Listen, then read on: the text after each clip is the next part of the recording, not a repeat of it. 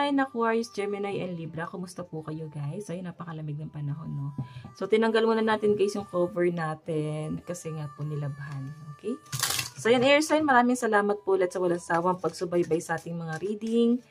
Ayan, sa mga nagtatanong kung paano po magpa-private reading, ay iwan ko na lang po yung link sa atin pong description box below. So yun guys, and maraming salamat din po pala sa mga nag-comment, sa mga nag-comfort sa akin about dun sa basher. And hindi ko guys ipi-please no, yung sarili ko sa mga taong ayaw sa akin guys. Alam ko naman guys na hindi po lahat ng nanonood sa akin gusto ako and walang problema sa akin yun guys. Kasi hindi naman natin mapi-please yung sarili natin sa iba. And open-minded naman ako guys, maraming tarot trader dyan. Pwede kayo guys manood sa kanila. Ayan, totoo lang guys. Passion ko lang talaga gumawa ng daily gabay pero bukod pa yung trabaho ko talaga. Kasi kung tutusin guys, ang sinasahod lang namin sa YouTube, mababa lang talaga guys. So guys, huwag na natin guys isipin. Maraming salamat po. Okay, so tingnan natin guys. Tingnan natin ano bang inyong gabay. Gabay ni Air Sign, Aquarius, Gemini, and Libra. Okay. So guys, ayan, may nakikita kong possible dito na parang may charity, no? Pwede ikaw ay mapupunta sa isang lugar na parang may charity or pwedeng tumutulong kayo sa ibang tao, nagbibigay ng tulong, ganun. Or talagang yung iba sa inyo guys, mahabagin talaga kayo, hindi nyo maiwasan na tumulong sa mga nangangailangan. Alam niyo yun guys, nagbibigay talaga kayo. Okay? So, tignan natin air sign. Okay, ang daming lumabas.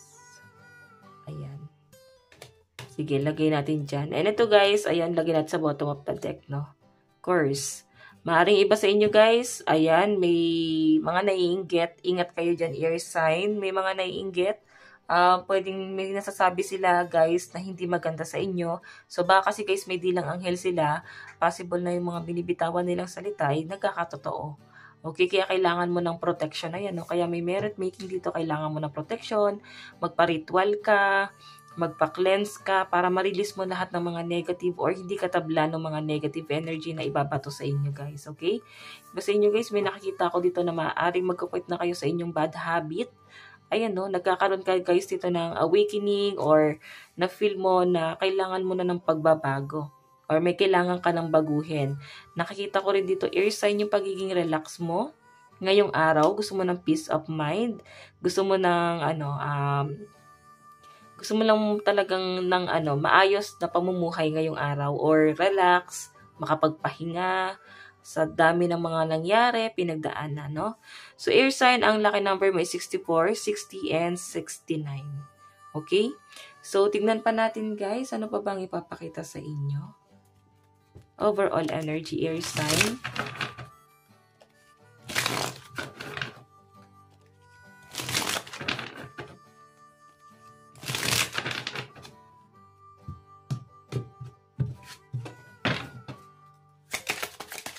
Air sign.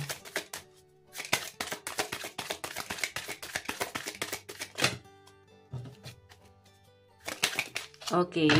So guys, meron tayong 5 of Earth. Meron tayong Justice.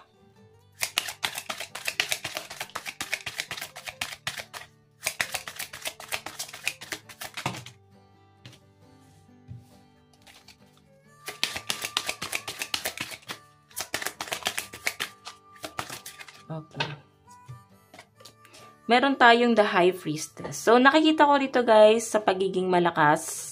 No? Sa pagiging malakas at highly intuitive ng mga air sign. Sa pinapakita sa akin. 5 of Earth, may mga pagtatalo.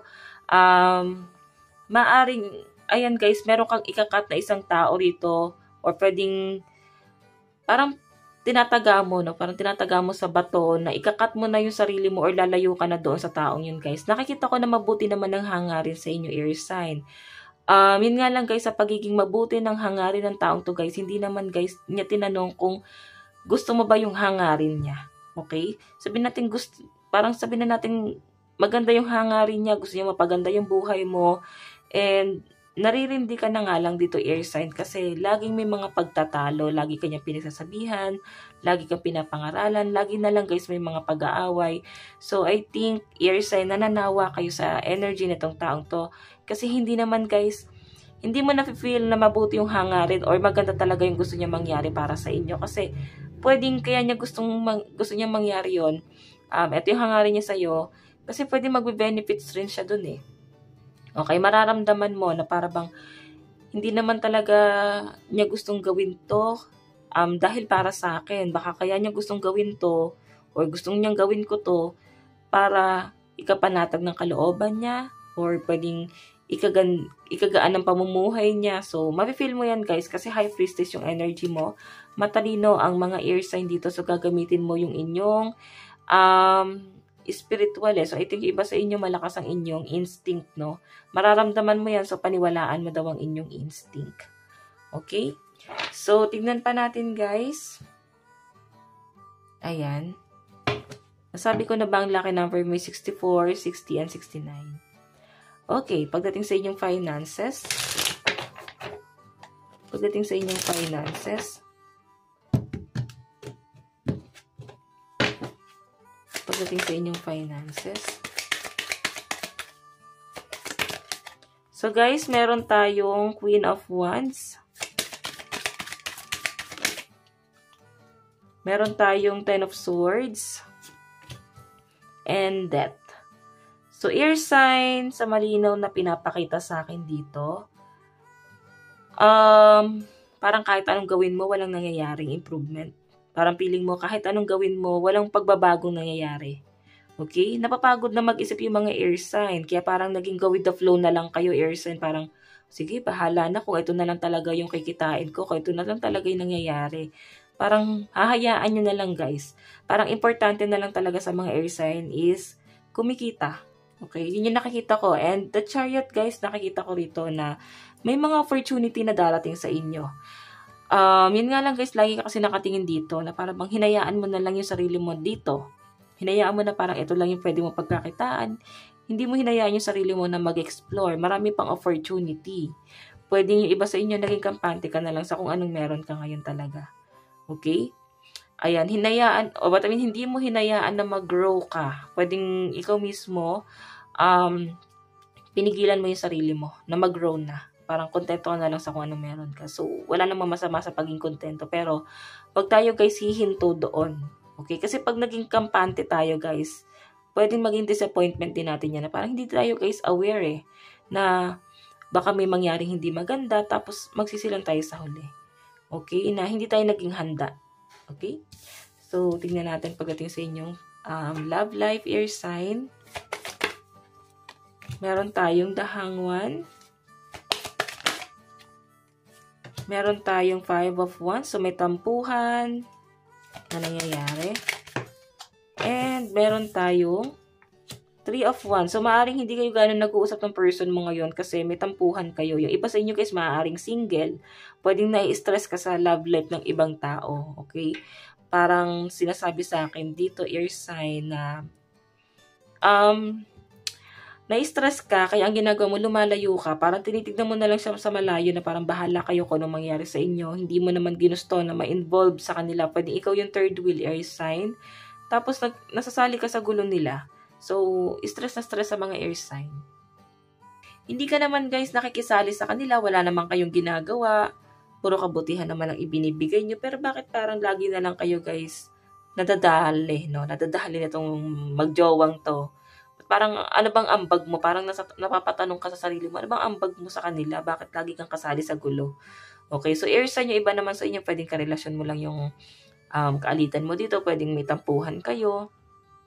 Yung iba naman dito guys, maaaring ilang araw na kayong hindi nag-uusap dahil maaaring may matindi kayong pinagtalunan. Maaaring ang pinagtalunan nyo guys is walang nangyayari sa relasyon nyo.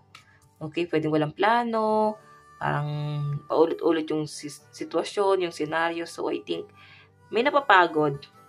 Okay, may napagod dito. Tignan natin guys ang inyong love advice. Pero alam nyo guys, kahit napagod, no, hoping pa rin, no, may nag-aantay na maayos pa. Meron po tayong forgiving and learning. Ayan, may pagpapatawad na mangyayari. Yun nga guys, nag-aalangan na yung iba sa inyo yung iba sa inyo air sign kung patatawarin mo pa kasi parang walang natutunan parang paulit-ulit na lang. So, meron po tayong you deserve love. Okay, so ayan. Maaaring iba sa inyo kasi hinahanap mo dito yung halaga mo sa taong to. Maaaring nafe-feel mo na hindi ka ganong binavalue, no? Okay, so tignan natin guys. Ayan guys, you speak your world into being. Ayan. So, sa mga nagtataka bakit pabago-bago yung reading, maaari kasi guys ito ay general. General naman talaga to guys, 'di ba? Pwedeng kahapon ang reading natin napakaganda, lalo na pagdating sa relationship. Ngayon naman guys, may mga disappointment, may mga kaguluhan kasi guys, pwedeng ibang energy yung nasagap na natin, no? Ibang tao na. Okay, pwede na sa chart nyo yan, guys. Kaya maganda pa rin talaga, guys, na alamin nyo yung inyong Sun, Moon, Rising, and Venus sign. Okay, so ayan, no? Kausapin mo daw si higher self. Tingnan pa natin. Meron po tayong release control. Yan, yung iba sa inyo, guys. Kagaya na sabi ko, lalayo ka na sa mga negative na tao na to na dinadamay ka lagi sa mga gulo nila. Okay, iba sa inyo, guys, maaaring may pag-aaway kayo ng person mo. Kesa lumaki yung pagtatalo, guys, wag na lang, guys, makipagdiskusyonan, hayaan na lang. Ayan, okay? So, air sign, ito lang naman po ang inyong reading. Hanggang sa muli, God bless and love you all. Thank you.